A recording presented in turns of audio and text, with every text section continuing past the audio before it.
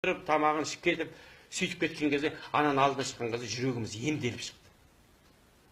Жүрегіміз емделіп шықты.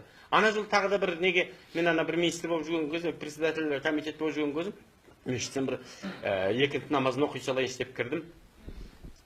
Кіріп едім, бір қара торы бір кішкене жас жігіт келді, бір кезде аға сізбен бір-екі минут сөйлесуге бола ма деп. Тағы да бірдеңе сұрайтын шығар, жұмыс хаты қойшы, бірдеңе де бір резюмесін беретін шығар деген сияқты бір не етіп, жарайды енді қазір аға алла ризашылығын бір-екі минут уақытыңызға беріңізші. Иә, жақсы қияйын.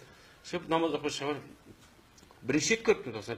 Аға сіз мені кешіріңізші дейді, мен сені не түсініп кешір. Мен сені танымаймын айналайын. Жоқ, алла ризашылығын, алланың мешітте тұрмыз, сіз мені кешіресіз бе? Не істеді? Мен сіздің сыртыңыздан ғайбат айтып едім дейді. Сол үшін сізге кешірім сұрап отырмын дейді. Мен сені танымаймын ғой, жоқ, сіз мені танымайсыз ғой, біз сізді танимыз ғой, бір сыртыңыздан ғайбат айтып едім. Намаз оқитын адамсыз ғой, ертең ақыретте алдына шығып жүрмесіз. Мен алла ризашылығын кешіресіз бе дейді. Енді ана сөз айтқан кешірмеймін деп қалай айтады? Әрине, алла разы болсын, кешірем деп жаңа жерде енді білгенге отыр. Не дедің деп.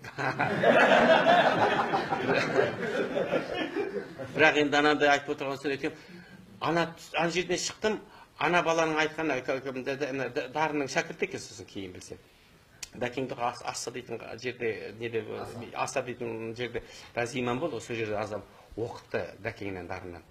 Сосын бір кезде осындай дарынын шәкірт етіндегі соң тіпті жаңа қалбалақтар қолынан ұстап екеуміз сазымызды ортақтап жаңа жерде тарастық. Былайшыға бір мәшинеме отыра салсын мен жаңа жерден астрайым түсін. Құдайым, мына бала сияқты мен кешірім сұрап Қазақстан жарысынан кешірім сұрап шығатын болдым ғой. Кімге не айтпай жатырмыз, Құдай кешіре гөр. Сонда қарап отырсақ, біз әдетте қарап отырсақ, бізге жан-жағымыздың бәрі уағыз айтты. Біз жан-жағымыздың бәрі уағыз айтуда.